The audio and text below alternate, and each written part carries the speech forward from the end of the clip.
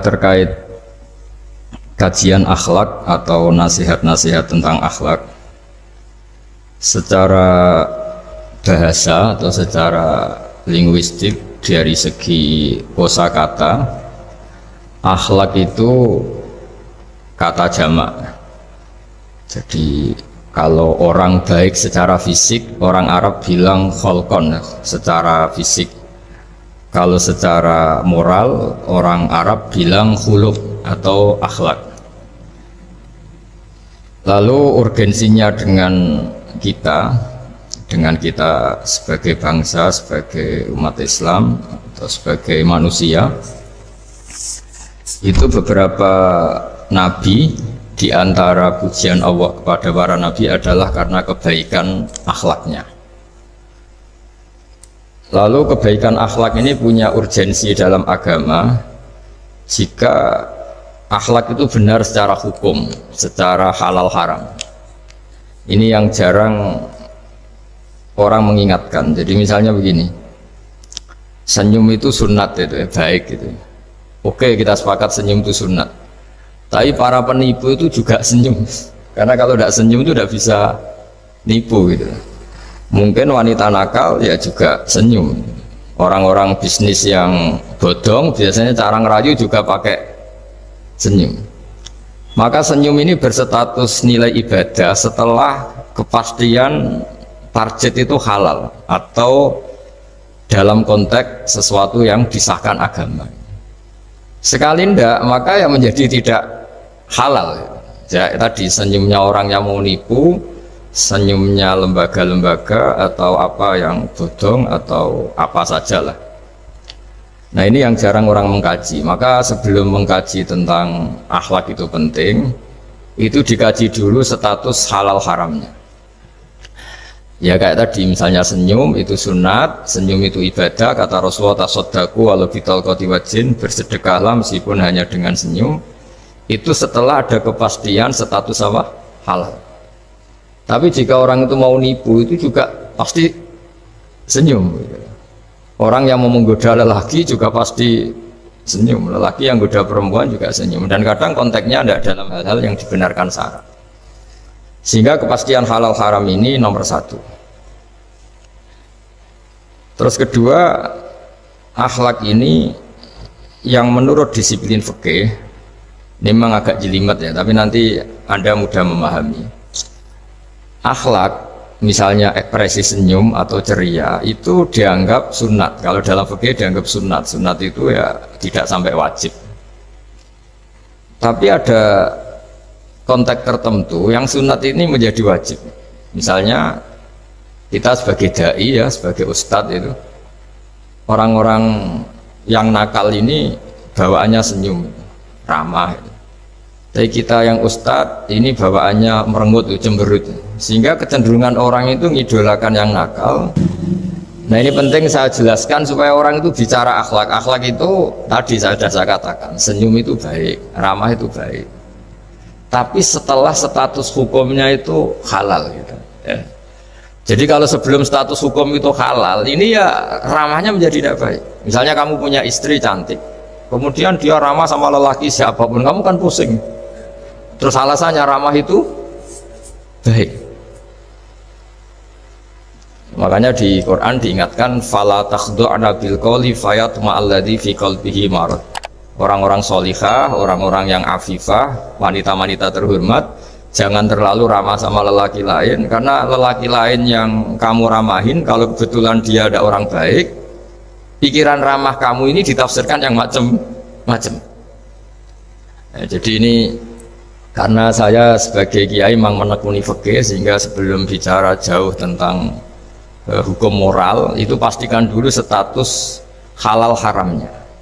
Baru ada numpang hukum akhlak.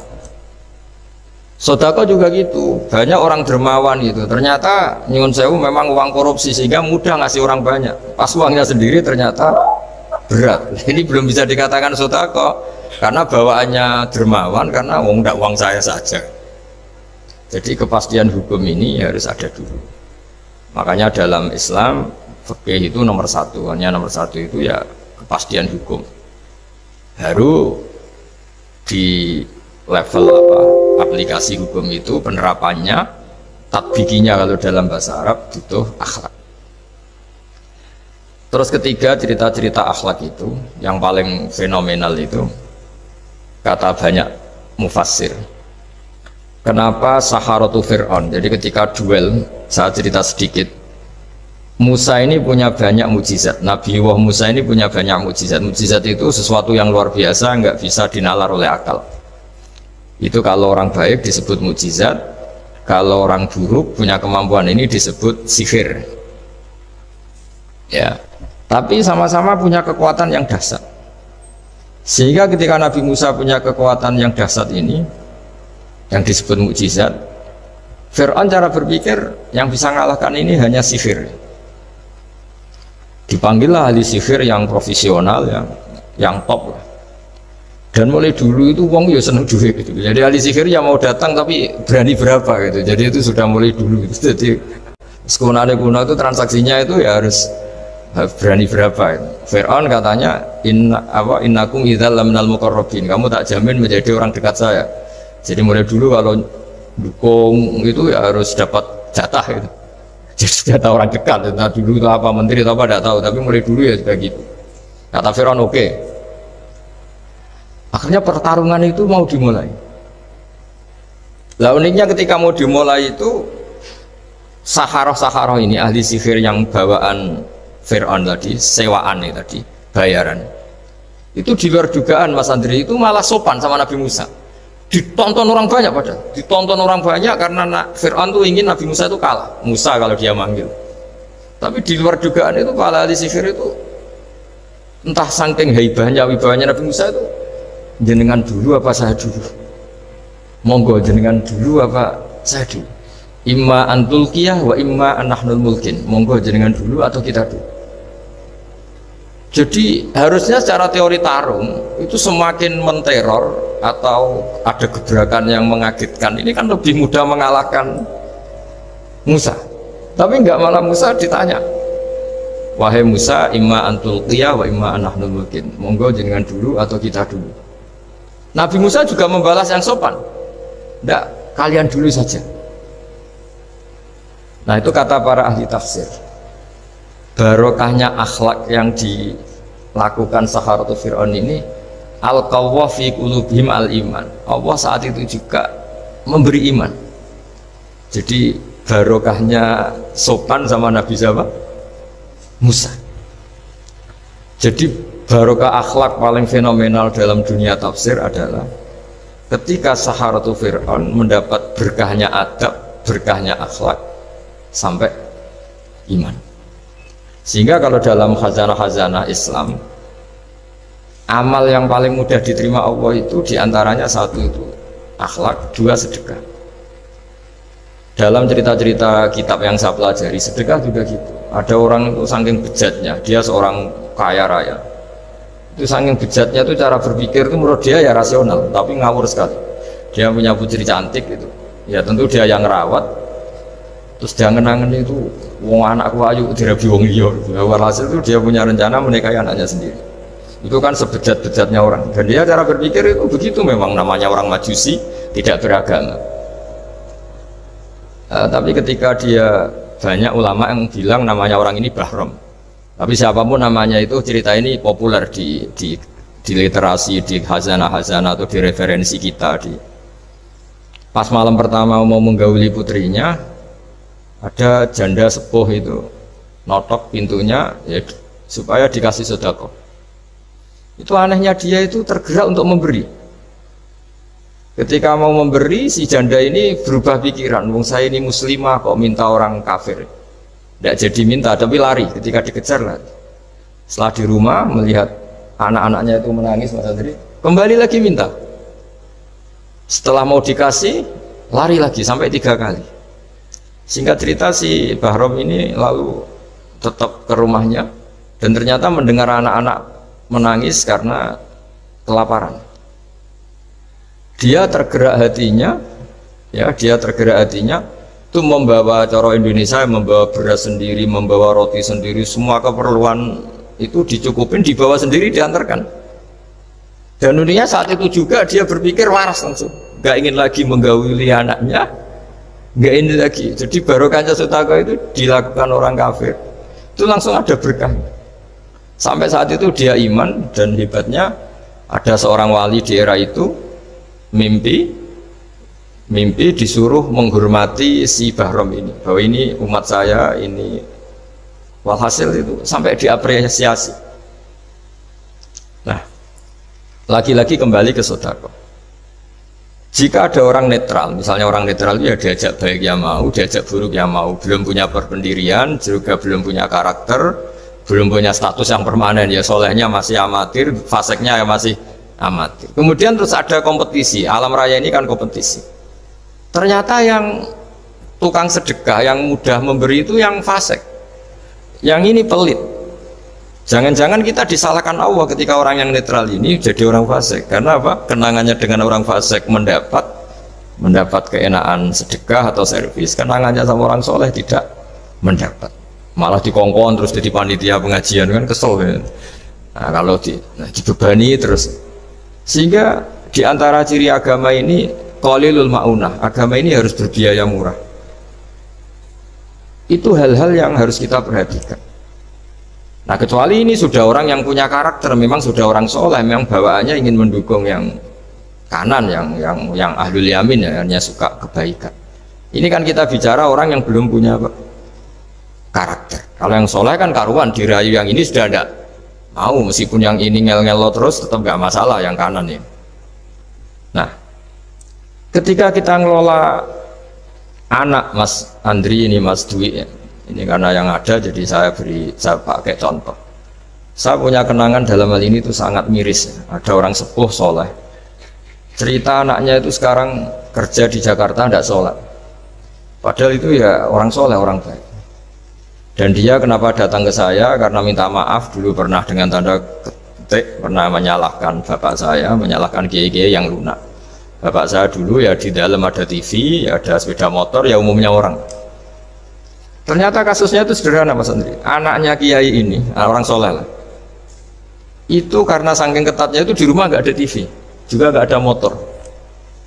Sehingga kenangan pertama lihat TV ya diservis orang yang nyuwun sewu tidak sholat. Kenangan pertama pakai motor ya dipinjemin orang yang nggak sholat. Sehingga bawaannya dia punya utang jasa sama orang yang tidak baik lah gitu.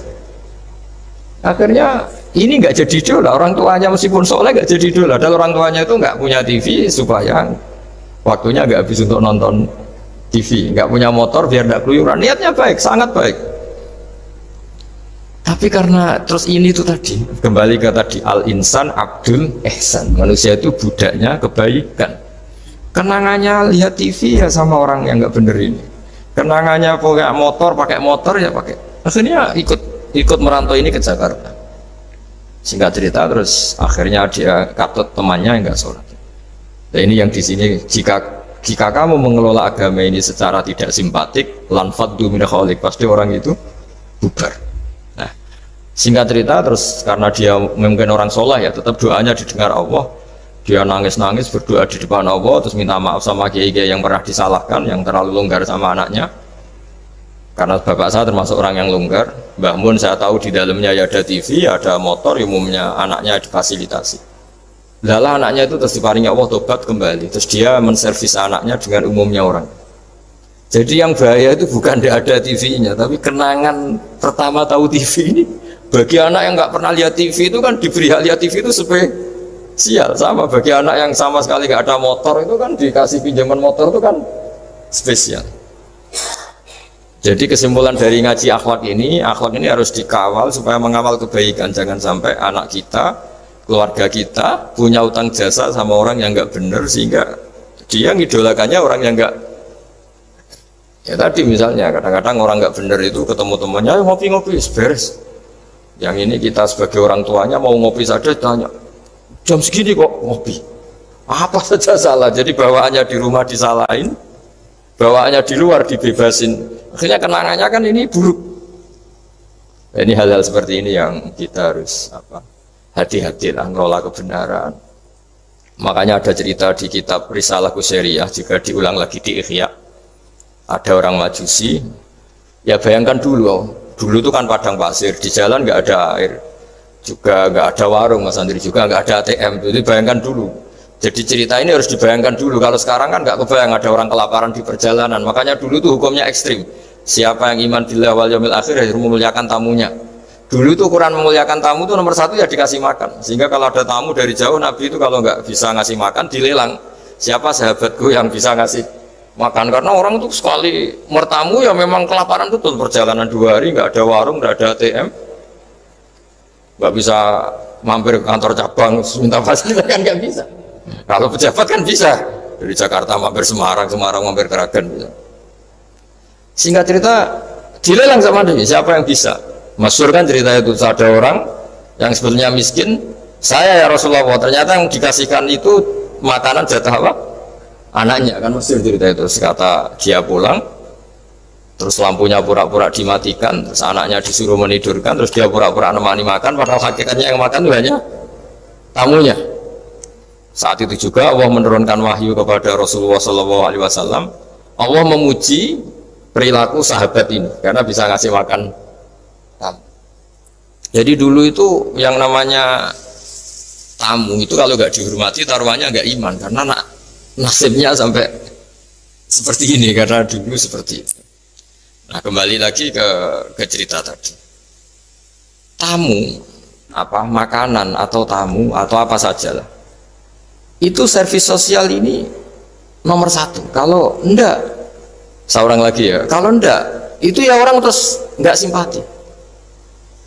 Nah, sehingga karena taruhannya seperti itu sampai Allah lewat apa binaan kekasihnya, maka na yu'minu billahi wal yaumil akhir falyukrim dhaifah. Singkat cerita, suatu saat Nabi Ibrahim itu punya tamu, orangnya Majusi. Majusi itu enggak mukmin. Majusi itu lebih buruk ketimbang Yahudi, lebih buruk ketimbang Nasrani, karena ada ahli kitab sama sekali. Kalau di Quran kan dibedakan, ada kafir ahli kitab yang masih percaya Tuhan, yaitu Yahudi Nasrani, ada yang sama sekali sudah tidak percaya Tuhan, itu Majusi, nggak punya kitab. Orang Majusi datang ke Nabi Ibrahim karena beliau terkenal Abu Duyuf, bapak dari segala tamu. Beliau itu nggak mau makan kecuali bareng tamu, bareng anak yatim, saking solehnya Nabi Ibrahim. Saya ulang lagi, bayangkan dulu, memang makan itu luar biasa. Sekarang kan biasa karena tamu sudah makan dulu di warung, nginepnya di hotel, malah kadang disuguhi udah pati makan karena nggak selera, ribet malah tamu sekarang. Malah komplain bila sudah ribet. Nabi Ibrahim itu ketika orang itu kelaparan, ya Ibrahim karena dia nggak mukmin ya manggilnya jangkar. Tolong hari ini saya kasih makan. Ndak hatta tu'mina, sehingga kamu iman. Singkat cerita, orang ini frustasi karena ini tokoh. Nabi Ibrahim itu tokoh besar Muslim ya tentu. Akhirnya dia putus asa. Putus asa terus sudah walla itu sudah balik kanan, sudah ngelunyur saja meninggalkan Ibrahim karena sudah putus asa lah. Saya Majusi, dia Nabi, dia tokoh Islam, pasti tidak ngasih makan. Apa yang terjadi? Saat itu juga Allah, karena beliau Nabi, bisa komunikasi dengan Allah, dapat wahyu. Lihat orang itu umur berapa? 70 kira-kira gitu atau 60. Kata Allah, orang itu baru ini loh kelaparan katanya. Dan baru ini juga minta kamu kan? Iya. Dan kemarin-kemarin tidak pernah kelaparan ya, baru ini ya. Kata Allah, saya yang Tuhan saja ngasih makan dia padahal tidak iman sama saya. 60 tahun. Kamu diminta untuk 1 hari saja kok mensyaratkan apa? Iman. Dia panggil saja supaya makan di kamu. Salah hasil dipanggil akhirnya sama Nabi Ibrahim, dikejar. Udah, ayo makan ke saya gitu. Ya gimana? Ya udah usah syarat iman, pokoknya makan saja. Nah, sudah si makan sama Nabi Ibrahim di servis, tanya orang itu, kok kamu mendadak baik tadi sini sih? Itu ya ditegur Allah, saya salah katanya. Loh, Allah yang Tuhan itu, menurut kamu Tuhan itu betul negur kamu? Iya. Dia nangis. Ternyata Tuhanmu itu Tuhan betul ya. Saya yang Majusi aja diperhatikan gitu. Bahkan menyalahkan kekasihnya kamu katanya. Udah saya mau iman saja katanya. Itu ya barokahnya servis tadi. Nah sekarang misalnya kita bertarung di dunia yang bebas ini. Misalnya nyuwun sewu, yang ngasih makan ini nyuwun sewu orang nggak baik, yang orang baik nggak ngasih. Pasti utang jasanya orang ini sama yang nggak baik. Karena kenanya sama orang baik itu udah baik. Nah ini yang dimaksud walaupun tafadzun ghalidhal qalbi lan faddu min khali. Kalau orang mengelola Islam dengan cara yang kurang baik, maka akan melahirkan orang lari. Karena tadi al insan abdul es. Jadi cerita yang ringan-ringan di sekeliling kita juga seperti itu. Bapak-bapak itu ngopi di rumah itu ya rasanya kopi sama. Itu gara-gara tidak nyaman ya cara bujung es marah kan gitu cara nyugoi. Di warung senyum.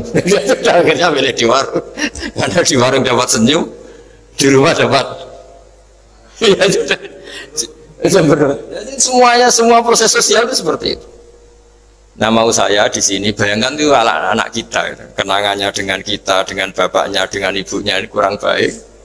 Kenangannya di luar baik, sehingga anak kita cenderung tidak mengidolakan kita, meninggalkan kita. Jadi menurut saya belajar akhlak paling pokok adalah kaitannya dengan kepentingan anak-anak kita.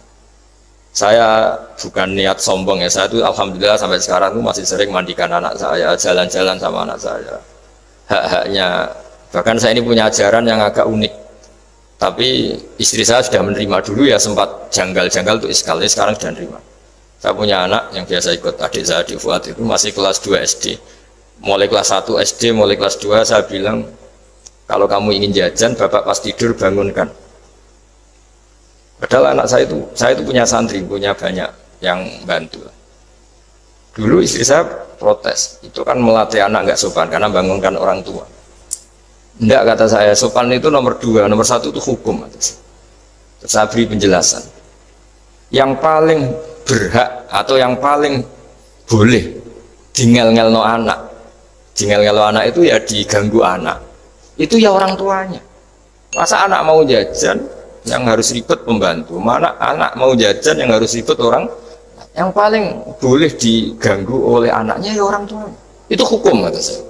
Akhlak nomor 2. Sehingga barokahnya hukum itu, saya ulang lagi, barokahnya hukum itu, kalau anak ini terpaksa pembantu itu pas lalai, kita tidak nyalahkan, kan kewajibannya di kita. Akhirnya kita menjadi tahu, baru istri menjadi tahu, yang paling berhak diganggu anak ya orang, itu hukum. Nah akhlak itu baru nomor 2, ganggu itu ya dikira-kira lah pas bangun atau pas rileks. Tapi itu nomor 2, itu namanya moral. Moral itu sunat. Tapi kalau hukum itu nomor 1. Sehingga akhirnya orang tua, anak ini senang. Betapa baiknya orang tua kita, pas tidur saja dibangunin mau, demi kepentingan dia. Akhirnya anak ini punya kenangan baik sama orang tua. Pas tidur saja bapak diajak mau. Apalagi pas happy. Nah karena kenangannya baik, ya idolanya orang tuanya. Ketika idolanya orang tuanya dan kita orang baik, mau ngajak sholat ya gampang, mau ngajak ngaji ya.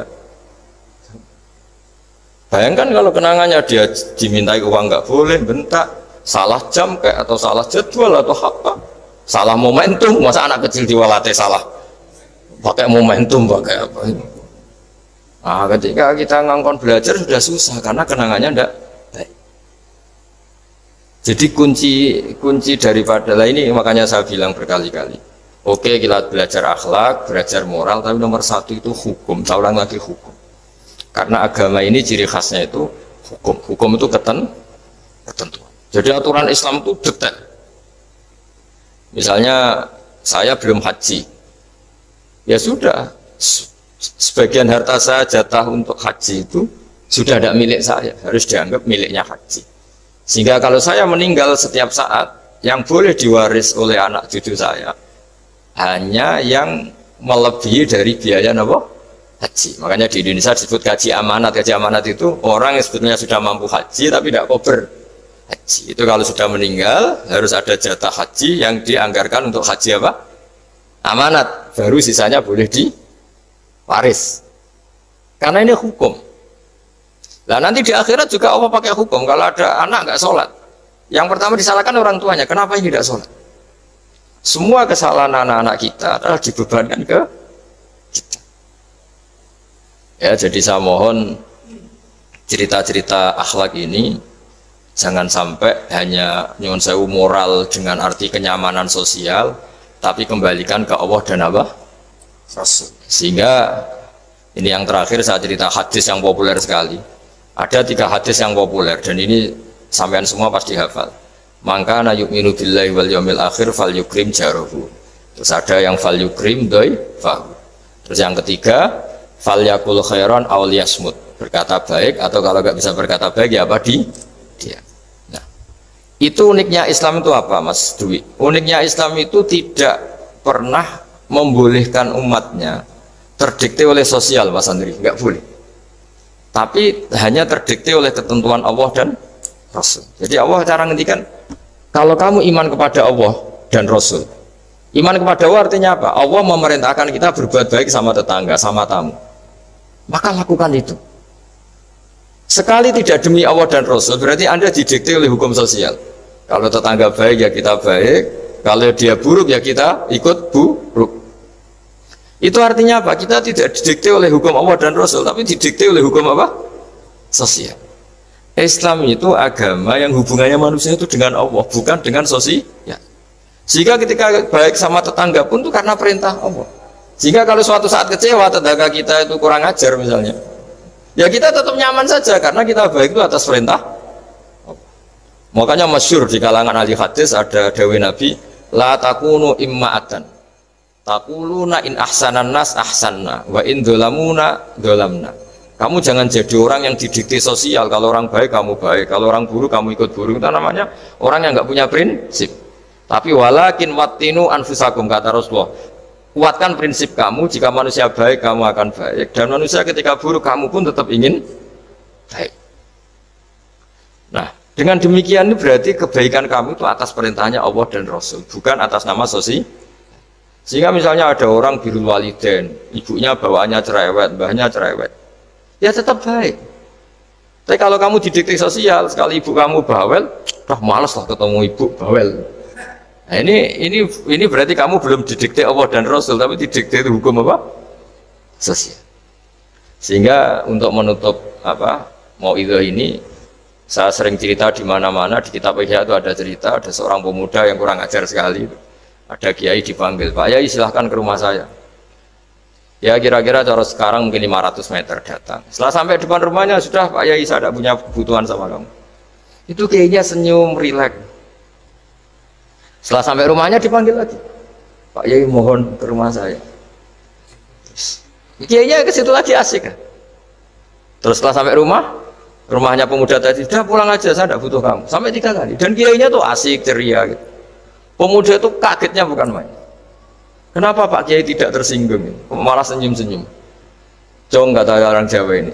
Ini cerita di Ihya. Saya tuh senang sekali nuruti perintah Allah. Allah menghentikan, saya disuruh hormat tetangga. Lah kamu tetangga saya. Dan saya alhamdulillah bisa nuruti karep kamu. Disuruh ke kamu, saya ke kamu. Dan sekarang karep kamu saya pulang, ya saya pulang. Syukur sekali hari ini saya bisa nuruti perintah Allah sampai 3 kali. Nangis pemuda itu. Loh kalau kamu kan mau tampar, ini kan pelecehan. Itu kan kurang ajar betul, kiai digambar. Tapi wali-wali itu nggak berpikirannya tidak seperti itu. Kalau kamu tidak wali ya memang aneh pikiran itu, tapi yang benar ya itu. Nah, jadi lewat ngaji ini saya mohon dah semua teman-teman yang di BI maupun seluruh kita, akhlak itu nomor 1. Dengan makna tapi setelah kepastian hukum, setelah kepastian hukum. Jadi misalnya senyum itu sunat karena kita merayu mitra bisnis untuk bisnis yang halal. Tapi kalau bisnis kita bodong, ya semua orang ingin nipu kan ya pasti senyum lah. Berarti yang pahalanya besar ya orang-orang penipu karena senyumnya lebih sering dibanding yang enggak nipu. Jadi artinya akhlak itu menemukan momentum sebagai ibadah setelah ada kepastian hukum halalnya. Tapi kalau nggak ada kepastian hukum halalnya, ya ini senyum itu dievaluasi tadi. Misalnya orang ngerayu juga harus senyum, orang nipu juga harus senyum. Ini yang mungkin banyak diabaikan. Saya kira demikian dan mohon maaf karena sebetulnya kalau andaikan tadi jalannya normal mungkin saya agak terlambat. Itu kan banyak lubang-lubang karena itu biasanya kan karena hujan ya. Tapi ya saya suka tetap terlambat biar keren pernah nunggu kiai. Jadi kalau dalam teori agama itu sama kok. Sholat, Nabi itu pernah sholat isya itu setengah tiga dini hari. Sahabat biasanya kan beliau suka awal waktu. Ketika sahabat tanya, kata Nabi, malam ini spesial karena kamu lama sekali nunggu apa? Sholat. Nggak semua orang loh, malam ini bisa menunggu apa? Sholat. Jadi artinya apa, bawaannya itu nunggu kebaikan. Jadi di antara trik atau resep husnul khotimah, ya ini sebagai penutup ngaji, resep husnul khotimah itu inna wa ta'ala yubahi malaikatahu, Allah membanggakan kita, yubahi bikum malaikatahu, Allah bangga dengan kita. Di antaranya apa Mas Andri? Umatnya Rasulullah SAW itu kalau habis subuh ditanya, ngapain kamu hidup nunggu sholat duhur? Ngapain kamu hidup setelah sholat duhur nunggu sholat asar? Sehingga kita ini menunaikan fardu yang diwajibkan Allah dan menunggu datangnya fardu yang lain. Jadi orientasi kita fahijratuhu ilallah wa rasulih. Tapi kalau kita orientasinya mapan, kenapa kamu hidup sama mati setelah mapan, sama mati setelah jabat? Ini kan berarti perjalanan kamu ilat dunia, orientasi kamu dunia. Famangkara hijratu ilat dunia awim ro'atin yang kihuwa fa hijratuhu ila ma hajara ilaih. Tapi kalau kamu niatnya, kenapa kamu berani hidup? Supaya bisa sholat, supaya bisa ibadah. Berarti perjalanan kamu hanya menuju Allah dan Rasul. Jadi sehingga diantara alamat husnul khotimah adalah orang setiap sudah melakukan satu kebaikan berani hidup karena berharap bisa melakukan kebaikan yang lain. Jadi dari satu kebaikan rutenya menuju kebaikan yang lain. Ya, saya kira demikian dan mohon maaf. Assalamualaikum warahmatullahi wabarakatuh.